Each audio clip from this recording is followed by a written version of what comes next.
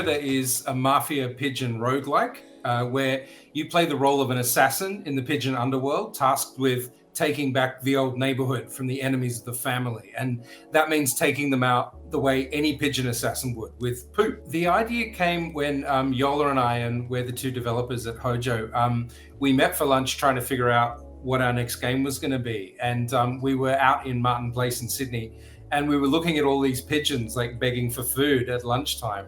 And we just saw how kind of clueless they were and all that kind of stuff. And then we suddenly thought, we might think they're clueless, but they think they're gangsters running the whole neighborhood. You know, they have that kind of the way they flock together and the way they conspire. And so we suddenly had this idea, what if pigeons actually thought they were in the mafia, you know, and what if they had a consigliere and a don and all of the kind of Godfather references that we could come up with. So whatever we thought was funny, whatever made us laugh in that kind of Godfather world, went into the game. The game took about 2 years from when we originally started.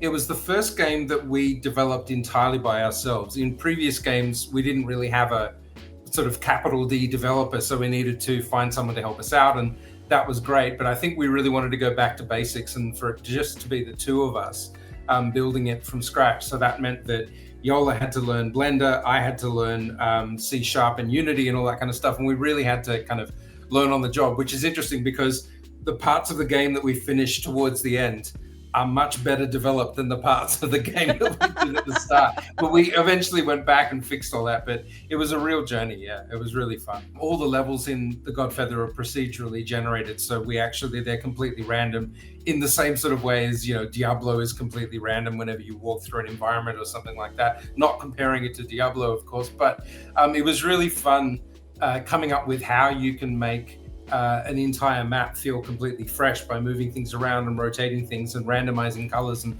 there's an incredible amount of variety and randomization in the game, so that was fun. I write the music for all the games we do and the sound. Coming up with 30 different sounds for poop and like randomizing that, or all of the characters in the game are played by friends and family. So there's this like little bratty kid that keeps messing with the pigeons, and that's actually my eldest son, Josh. And I recorded all of his noises by basically chasing him around the backyard with a little field microphone. So yeah, it was a real family thing. And it was just so much fun to just try to build everything from scratch and invent our own systems for things, invent our own ways of creating as much variety in the game as possible. The game is a satire, right? So the whole idea is that the pigeons aren't in on the joke. They don't understand that they're just pigeons. They think they're in the mafia, right? So our approach to everything in the game was the more seriously we take it, the funnier it is. So the music couldn't be a kind of, you know, herpy-derpy, cute kind of thing.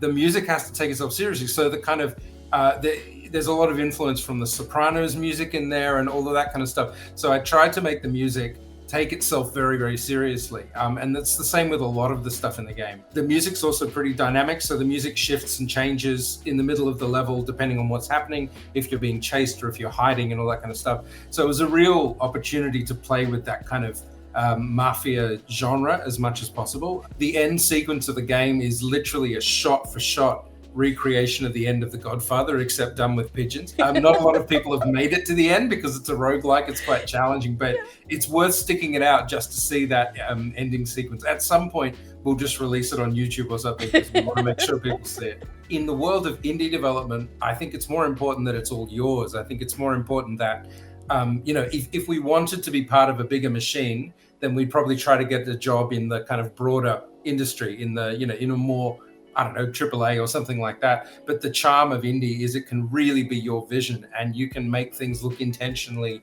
weird or intentionally buggy or intentionally whatever you like.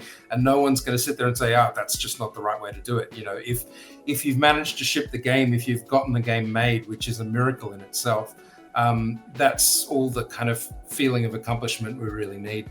We brought it to PAX twice, and every time we bring it to PAX, it's always the kids that end up dragging their parents along, you know, to play the game. And there were always one or two kids who just kept coming back and back and back, because it's a game where it's very easy to lose. It's easy to get caught and you have to kind of start from the beginning. And I think that kind of creates that it creates that feeling of people who just want to come back and give it one more try.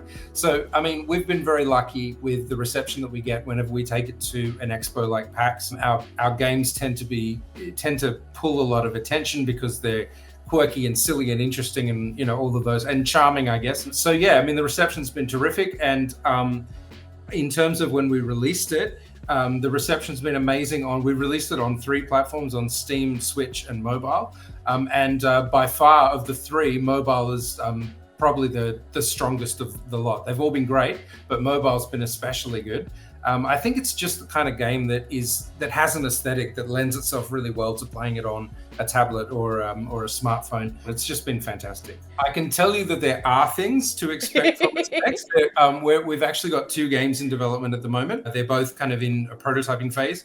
One is something that you would very much expect from us. It's very cute. It's very sweet.